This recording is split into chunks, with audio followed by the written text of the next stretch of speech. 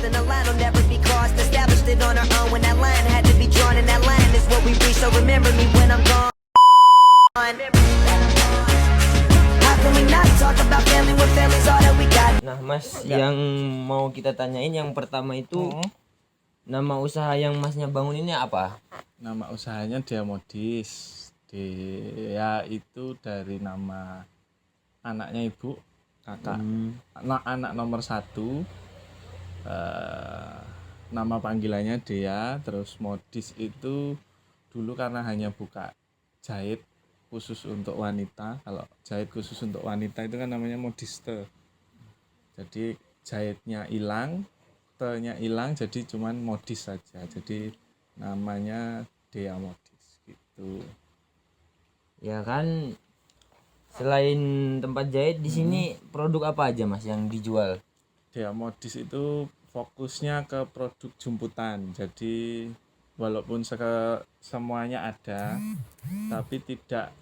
tapi hanya pemanis saja, tapi kita fokusnya ke jumputan, segala macam produk jumputan mulai dari kain sampai ke turunannya yang paling kecil gitu. Terus apa latar belakang membangun usaha ini, kayak kenapa membangun usaha ini?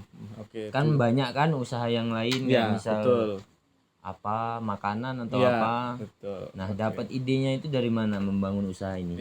Ya, yang pertama karena ibu dari awal itu memang sudah suka sama kerajinan.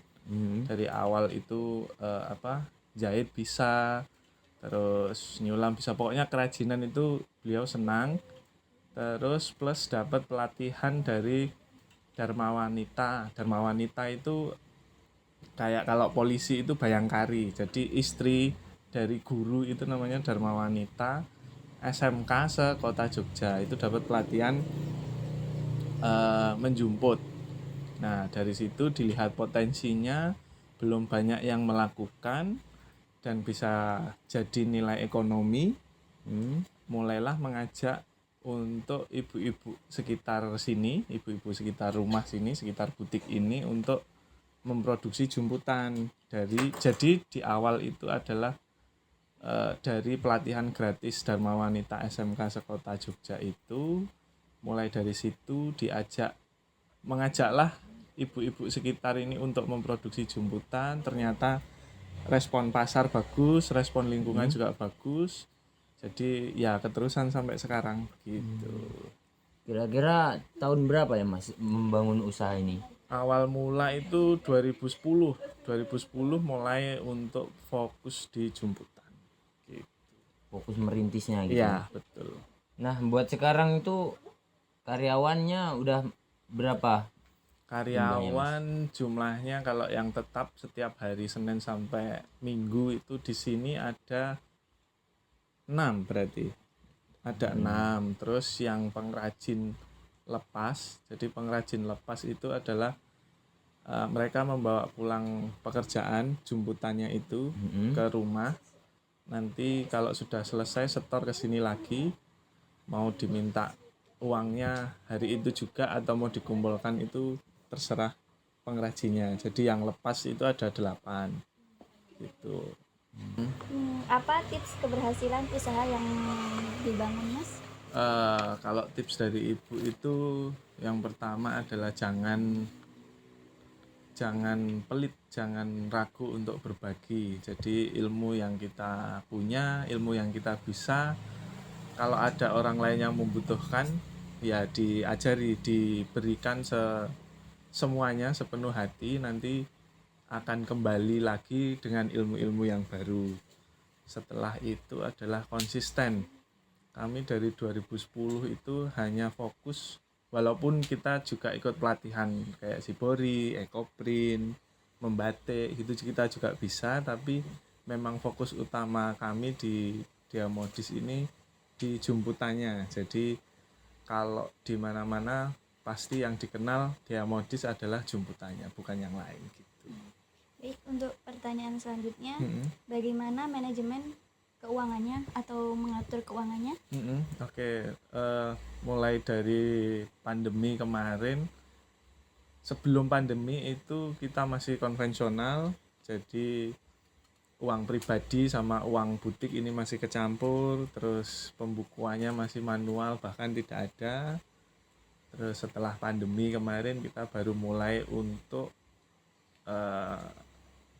menata manajemen keuangannya, mencatat semua pemasukan dan pengeluaran, entah itu biaya produksi, upah, gaji, atau ya yang lain-lain, atau pendapatan, untuk semuanya itu dicatat secara online. Jadi kami dapat pelatihan gratis dari Kementerian Industri Kreatif, Kemenparekraf itu, pariwisata dan industri kreatif waktu Covid itu.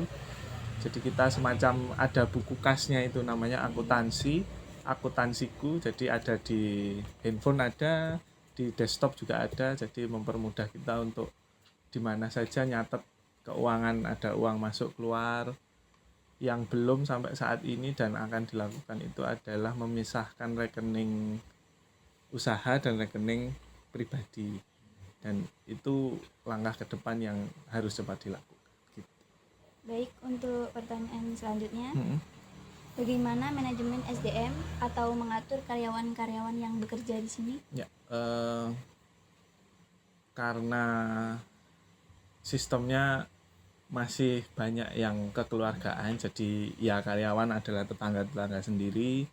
Jadi kita menganut sistemnya masih kekeluargaan, tapi pelan-pelan karena kita juga dibina sama Astra, CSR-nya Astra yang mengharuskan kita untuk punya SOP di butik dan pegawainya, SDM-nya itu. Jadi kita pelan-pelan membuat SOP bagaimana para SDM ini, para karyawan ini datang dan pulang, bagaimana melakukan pekerjaannya dengan baik, menempatkan barang-barang yang sudah dipakai kembali ke tempatnya, dan mencatat seluruh pekerjaannya di buku atau di catatan masing-masing. Jadi kami juga pelan-pelan untuk menjaga SOP-nya itu agar tetap dijalankan oleh semua karyawan gitu. Bagaimana cara pemasaran di toko ini? Oke, pemasaran dulu sebelum Covid itu konvensional, kita hanya dari mulut ke mulut atau ikut pameran secara offline yang diadakan dinas di mall atau di mana gitu, kita pasti ikut. Dan mulai Covid itu kita mengencarkan untuk promosi di sosial media. Pokoknya mulai kita pasang internet di sini sendiri. Kalau dulu masih di satu sama rumah, lalu pelan-pelan kita pisahkan sendiri untuk mengejar online-nya itu di marketplace sama di sosial media. Kita juga digencarkan, foto produknya juga diperbagus biar orang yang melihat itu tidak merasa di foto bagus, yang di asli kok seperti ini gitu. Jadi gitu ya. Jadi sebisa mungkin ya itu tadi sesuai sama aslinya gitu. Selanjutnya itu bagaimana manajemen operasional atau proses perusahaan agar terjaga dan berjalan dengan baik?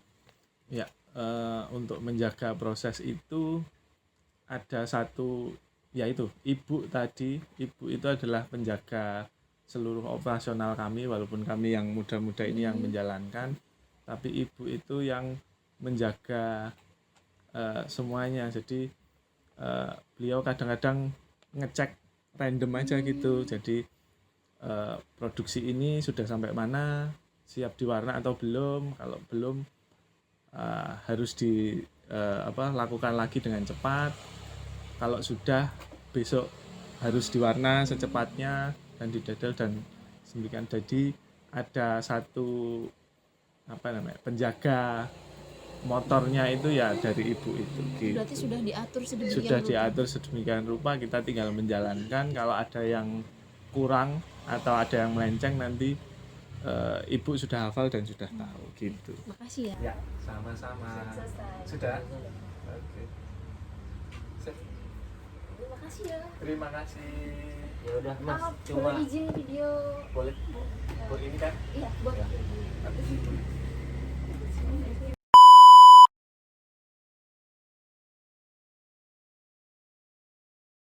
di sini kedatangan kami di sini Pak Ya. hanya ingin wawancara soal usaha Bapak ini, bagaimana cara perkembangannya dan bagaimana cara apa? Mengelolanya, Pak. Nah, yang pertama di sini itu yang kami ingin tahu, Pak. Apa nama usahanya Bapak ini? Sini Warmindo, warung makan Indomie. Warung makan Indomie. Iya. Ini emang dari namanya itu berasal dari mana ini, Pak? Itu tadinya sih masing-masing, cuma sekarang ada disponsori dari produk Indofood itu Indomie. Jadi semuanya itu sama, Warmindo, warung makan Indomie. Gitu. Nah, ini kan warung makan Indomie ya, Pak. Iya. Apakah ada makanan lain yang dijual di sini? Iya, Selain nasi, kopi-kopi gitu, gorengan. kopi-kopi, gorengan itu ya, Pak? Iya. Nah, yang pertama ide membangun usaha ini apa, Pak? Ya, saya sih ikut saudara awalnya. Gitu. Ya, di sini kan banyak area kampus toh. Iya. Ya, pangsa pasarnya itu ya mahasiswa-mahasiswi itu yang makan-makan gitu. Satu murah, satu buat anak nongkrong gitu. Nah, menurut Bapak ini usaha Bapak ini sudah berhasil belum? Alhamdulillah. Nah, ada nggak Pak tipsnya biar usaha itu bisa berhasil gitu, tips bagi Ya, kita? kalau pas awal-awal namanya usaha pasti ada proses toh. Ya. Nah, sekarang alhamdulillah udah berjalan hampir 12 tahun. Ya, alhamdulillah ada hasilnya lah. Jadi Udah. jadi Bapak ini udah 12 tahun. Iya, 12 tahun. Bagaimana manajemen atau mengatur keuangannya, Pak? Mengaturnya ya karena ini modal sendiri ya, omsetnya berapa ya belanjanya berapa gitu aja. Karena kan namanya dagang itu kadang rame, kadang sepi. Kalau ramenya ya sekarang pas ada maba tuh banyak mahasiswa baru. Ya kalau sepinya pas lagi liburan gitu aja. Manajemennya sih ya gitu aja, sesuai omset lah. Untuk pertanyaan selanjutnya, bagaimana cara mengatur karyawan-karyawannya, Pak? Mengatur karyawan di sini karyanya ada 4 orang, siang 2, malam 2 gitu. Jadi gantian ya, Pak ya? Gantian sip-sipan iya. Untuk pertanyaan selanjutnya, bagaimana cara pemasaran warung di sini, Pak? Pemasaran sebenarnya enggak sih, ini mah ya karena lalu lalang orang udah pada tahu ya pada mampir gitu aja, nggak ada pemasaran khusus sih. Kemudian ini manajemen operasional atau proses usaha agar terjaga dan berjalan dengan baik itu gimana ya, Pak?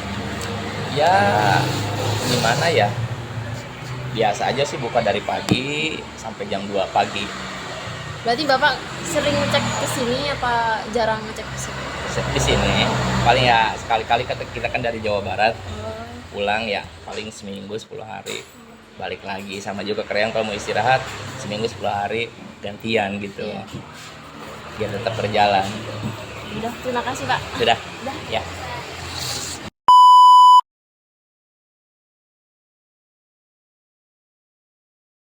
Oke, di sini maksud kita ke sini tuh ingin mewawancara salah satu perusahaan usaha Bapak yang Bapak bangun. Nah, yang pertama pertanyaannya itu apa nama usaha Bapak ini? Nama usahanya itu Restu Jaya, itu bergerak di bidang cuci mobil, cuci karpet, cuci motor, dan perawatan mobil. Awal mula berdirinya ini gimana sih?